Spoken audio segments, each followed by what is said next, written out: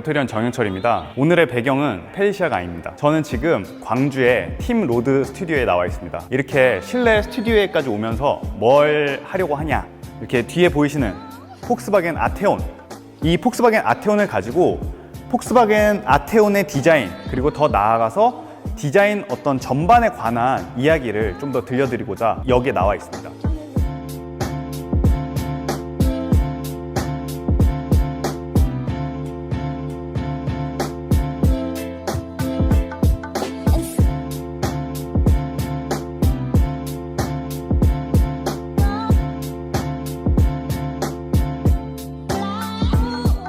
제가 이렇게 모터리언에 들어온 지도 사실 반년이 넘는 시간이 지났는데 아직까지 제가 제 소개를 제대로 해드린 적이 없는 것 같아요. 그래서 오늘은 또 마침 기회도 좋고 해가지고 저의 배경에 대해서 조금 얘기를 해드리자면은, 저는 뭐 지금 이 영상을 보고 계시는 많은 분들이 그렇겠지만은 저도 이제 어릴 때부터 엄청 자동차에 빠져 사는 그런 친구였어요. 그런 자동차에 빠져 사는 애들이 을에 그렇듯이 자동차 잡지를 엄청 많이 읽고 그랬는데, 그러던 와중에 이제 자동차 디자인 학교에 대한 기사를 제가 한번 본 적이 있어요.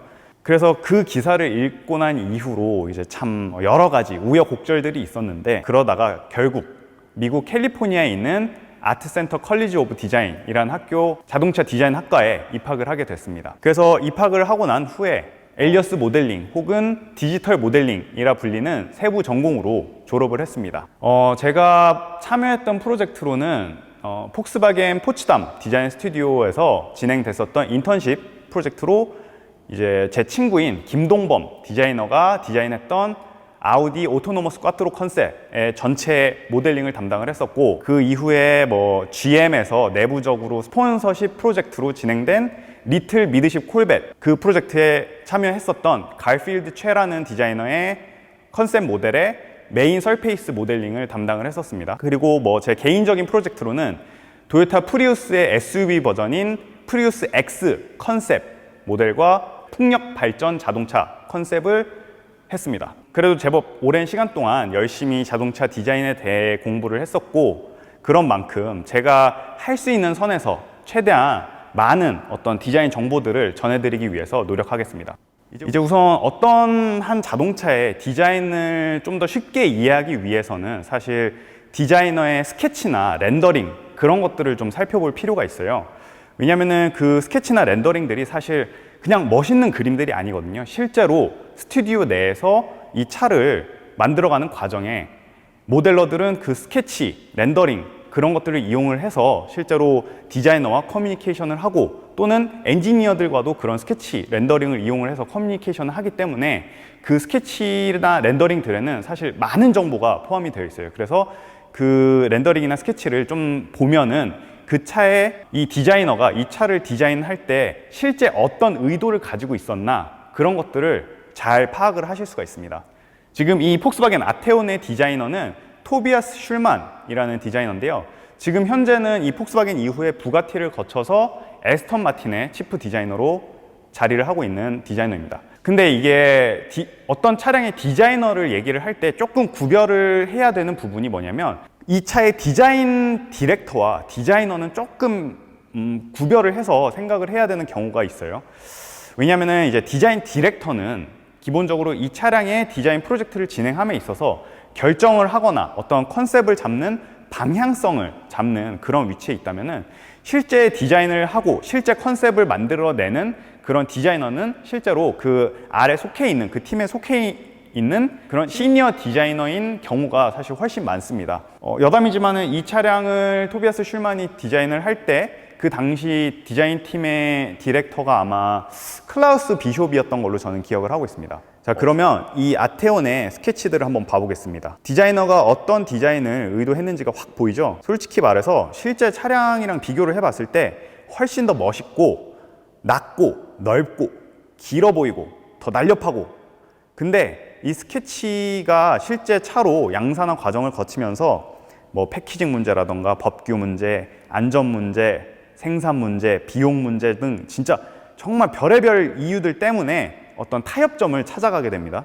그런 과정에서 이제 모델러 또는 엔지니어, 경영진들이랑 되게 활발하게 의견이 오고 가고 점점 양산형의 모양을 갖춰가게 되는 거죠. 우선 이 차의 전반적인 디자인은 많이 보셨을 거예요. 왜냐면은 이 차 신차 발표회도 있었고 이 차의 시승기도 있었고 이제 출시된 지도 조금 지났고 전반적인 디자인은 사실 많이 보셨을 텐데, 이 차량은 아시다시피 파사트 GT와 같은 베이스의 차량입니다. 근데 파사트 GT에 비해서 더 넓고 더 낮고 더 길고 심지어 휠베이스도 긴 그런 수치를 가지고 있어요. 실제로 이렇게 휠베이스가 달라질 수 있었던 거에는 폭스바겐의 MQB 플랫폼이 한 역할을 했습니다. 요새 많은 차량 회사들이 플랫폼을 개발할 때 모듈화가 되어 있는 플랫폼을 개발을 해요. 그래서 그 모듈화가 되어 있는 플랫폼을 이용을 하면은 휠베이스를 좀 더 자유롭게 변형을 시킬 수가 있기 때문에 그런 모듈러 플랫폼을 사용을 하는데, 이 차 역시도 그 폭스바겐의 모듈러 플랫폼인 MQB 플랫폼을 사용했습니다.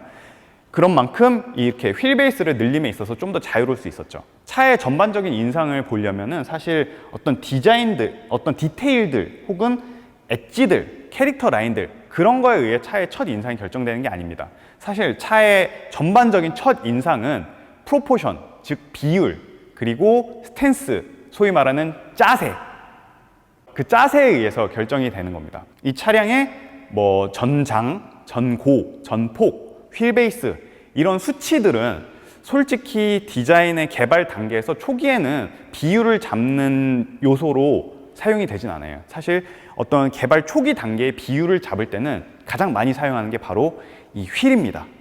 이 휠을 어떻게 사용하냐, 보통 스케치 단계나 그럴 때 어떤 식으로 이 휠을 사용을 하냐면, 이 휠과 휠 사이에 이 휠이 몇 개가 들어가느냐, 가령 뭐 3개가 들어간다, 혹은 정말 긴 차들은 뭐 4개도 들어가기도 하고 그런 비율을 사용합니다. 또 높이에 있어서는 이 휠을 아래 한 칸, 이 그대로 위에 한 칸을 올렸을 때 이 루프 라인이 그 위에 있는 가상의 휠의 끝부분에 닿느냐 아니면 더 낮냐, 그러한 비율을 사실 굉장히 많이 사용을 합니다. 디자인 개발 단계에 있어서.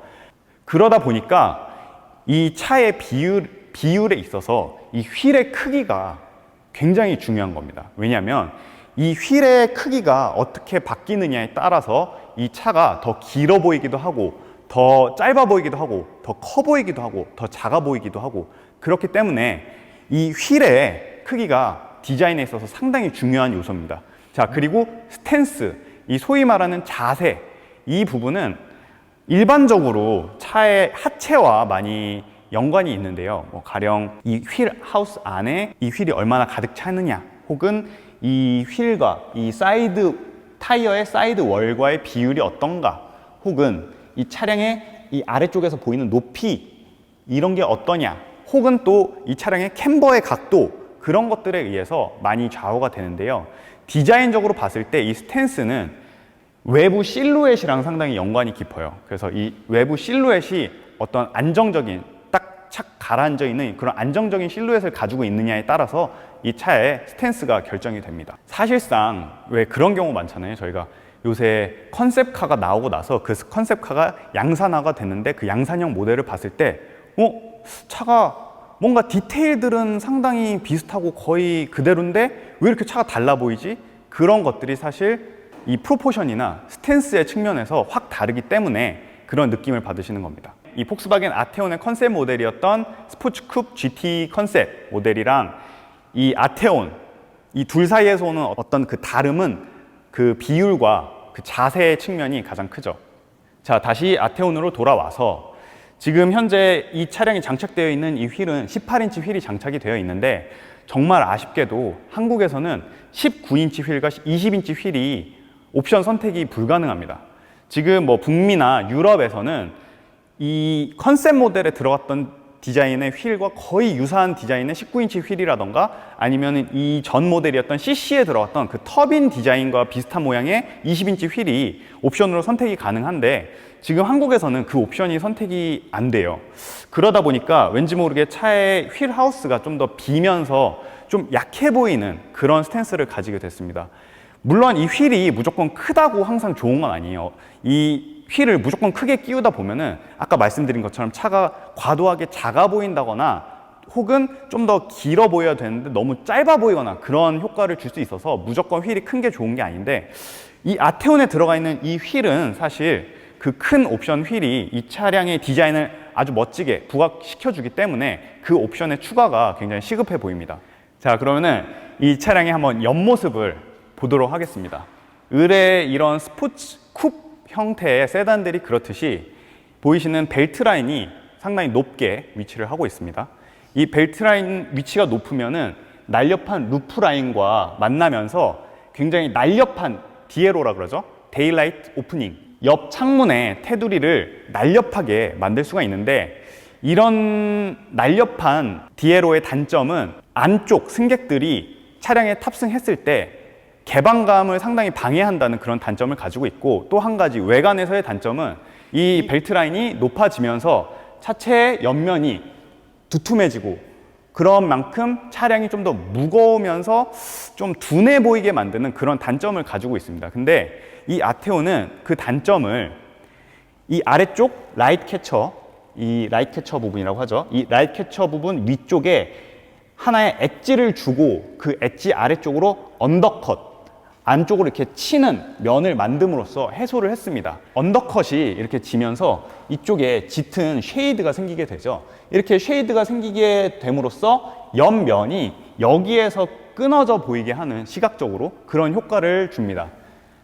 이거는 마치 화장을 할 때 왜 턱을 뾰족하게 보이게 만들기 위해서 여기에다가 이렇게 쉐이드를 막 칠하는 거 있잖아요. 그거랑 같은 효과라고 보시면 됩니다. 또 한 가지 이제 이 차체 옆면에서 보셔야 되는 부분은 바로 이 뒷부분에 소위 말하는 허벅지, 이 허벅지 부분의 볼륨이 상당히 빵빵하게 이렇게 동그랗게 잘 볼륨을 잡아놨습니다.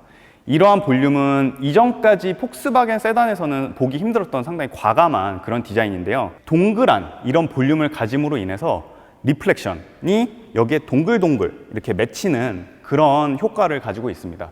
이 리플렉션이라 하는 것은 이 차량의 주변 환경이 이 차량 면에 비치는 그런 모든 것들을 말을 하는데, 이 리플렉션이 왜 중요하냐면 그 리플렉션에 의해서 이 차량이 가지고 있는 면의 방향성이라던가 어떤 볼륨, 그것들을 정의해 주기 때문에 상당히 중요합니다. 디자이너들의 스케치나 렌더링을 보면은 이 옆면의 차체 리플렉션을 어떠한 형식으로든 표현을 해주는데요.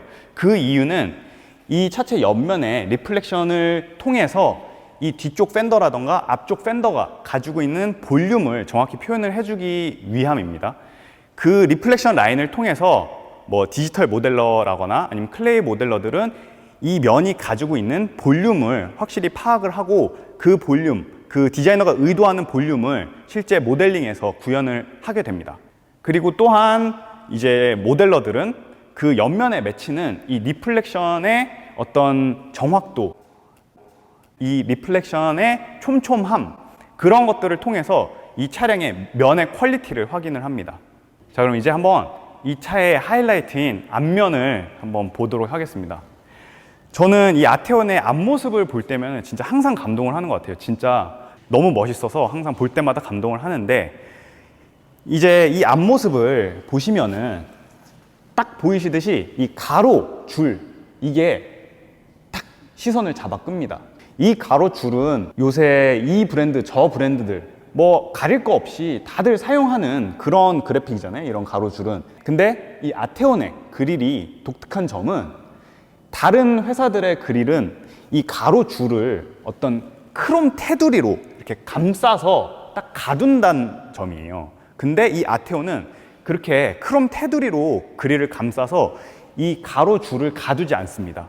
이 가로줄이 쭉쭉 가게 놔둡니다. 이 쭉 간 이 가로줄이 심지어 주간 주행등과 만나는 것까지 이렇게 하면서 이 차량의 폭이 훨씬 더 넓어 보이게 만들고 시각적으로도 엄청나게 드라마틱하게 보이게 만드는 그런 효과가 있어요. 또 한 가지, 이 정도의 각도, 이렇게 어떤 옆면, 앞에 측면부에서 이렇게 봤을 때 이 헤드램프가 안쪽으로 움푹 들어가 있습니다. 이렇게 안쪽으로 움푹 들어가 있어서 이 주간 주행등과 이 그릴이 만나는 이런 라인들을 훨씬 더 입체적으로 보이게끔 만들어주는 그런 효과가 있습니다.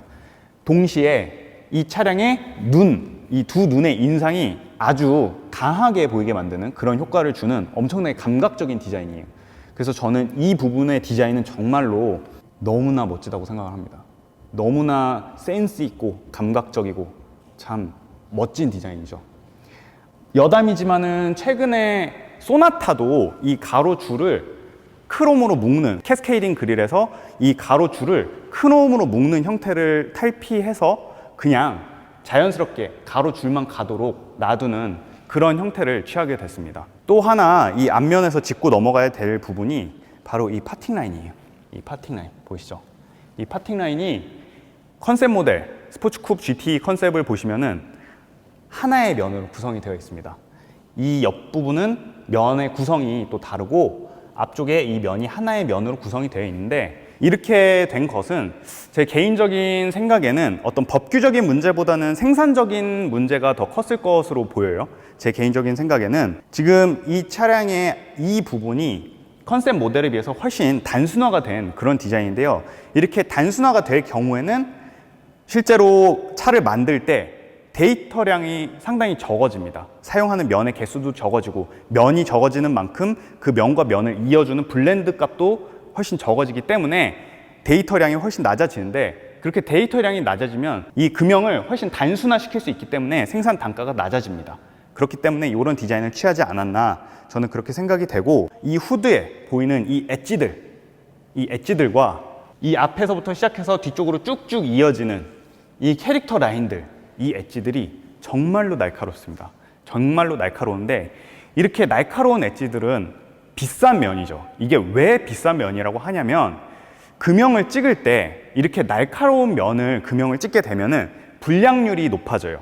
일반적으로 좀 더 이렇게 날카롭지 않은 엣지가 금형을 찍을 때 10개를 찍으면 1개의 불량품이 발생을 한다라고 하면은, 이렇게 날카로운 엣지를 찍기 위해서는 10개 중에 불량품 3개가 발생하는, 예를 들자면 그런 일이 발생을 합니다.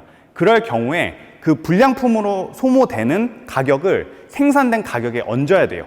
그러다 보니까 이렇게 엣지가 날카로운 면들은 비싼 면이라고 하는데, 근데 기술력이 좋을수록 이런 날카로운 면을 불량률 적게 찍어낼 수가 있기 때문에, 이런 비싼 차에서나 볼 수 있었던, 예전에는 비싼 차에서나 볼 수 있었던 이런 면을 이렇게 가격이 낮은 차에서도 볼 수 있게 되는 겁니다. 제가 또 소나타 얘기를 하게 되는데, 최근 소나타를 봤을 때도 그 엣지들, 이런 것들이 너무 날카로워서 제가 깜짝 놀랐거든요. 그래서 그런 측면에서 이런 날카로운 엣지들을 이해를 하시면 되겠습니다. 이제 뒤로 한번 가볼 건데, 뒤로 가는 와중에 옆면에서 또 볼 것들이 조금씩은 있네요. 이 옆에 사이드 가니쉬가 옆면에 살짝 양념을 쳐주는 그런 느낌이고, 이 사이드 미러가 은색으로 처리가 되어 있습니다. 이게 예전에 아우디의 S 모델들이나 RS 모델들에서 이런 거가 있어서 저는 되게 좋아했었는데, 상당히 스포티해 보여서 여기에도 이렇게 들어와 있고, 이렇게 프레임리스 도어인 만큼 이쪽에 파팅 라인이 없어요. 파팅 라인이 없어서 깔끔한 그런 모양을 가지고 있습니다. 이렇게 뒤로 가다 보면 여기 아까 말씀드린 이 허벅지가 상당히 예쁘게 건강해 보이게 잘 디자인이 되어 있고, 이렇게 뒤쪽으로 와 보시면은 이 아테온의 뒷모습도 최근 자동차들의 뒷모습 트렌드를 따라가고 있는 그런 모양을 가지고 있어요. 최근 뒷모습의 트렌드라고 하면은 여러분들 다 아시다시피 좌우로 길게 이어지는 그 라이트와 함께 이 아테온의 디자인처럼 차체의 표면과 거의 일체형으로 튀어나온 부분 없이 이렇게 일체형인 면에 그래픽만 이렇게 딱 나눠져 있는 이런 디자인, 요게 최근 자동차 뒷모습의 큰 트렌드인데, 지금 아테온도 이렇게 큰 트렌드를 따르고 있습니다. 이런 디자인 랭귀지를 많이 사용하는 브랜드가 최근에는 벤츠가 있었죠. 뭐 AMG GT도 그랬고 S클래스도 그랬고, 어찌됐든 이 아테온의 뒷모습은 앞모습의 그 강렬하고 엄청나게 뭐랄까요, 좀 표현을 과하게 하는 그런 모양과 대비되게 뒤는 상당히 섹시하게 그렇게 디자인이 되어 있습니다.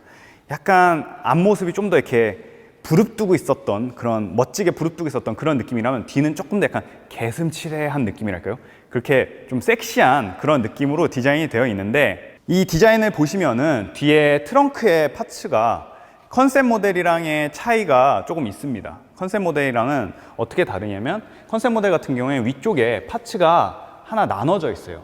그 파츠는 이 안쪽의 굴곡을 좀 더 강렬하게 드라마틱하게 하기 위함이었을 것이고, 이 아래쪽으로 내려오면은 굴곡이 몇 번 더 이렇게 져 있습니다. 컨셉 모델은. 근데 이렇게 굴곡진 이 라인들을 디자인적인 용어로는 섹션이라 그래요. 이 단면의 모양새를 말을 하는데 그걸 섹션이라고 하는데, 방금 전에 말씀드린 이 파츠, 그 다음에 이 섹션, 이거를 기억을 해 두시면은 좀 이따가 인테리어를 설명할 때 드릴 말씀이 또 있습니다. 그러니까 기억을 해 두시면 좋습니다.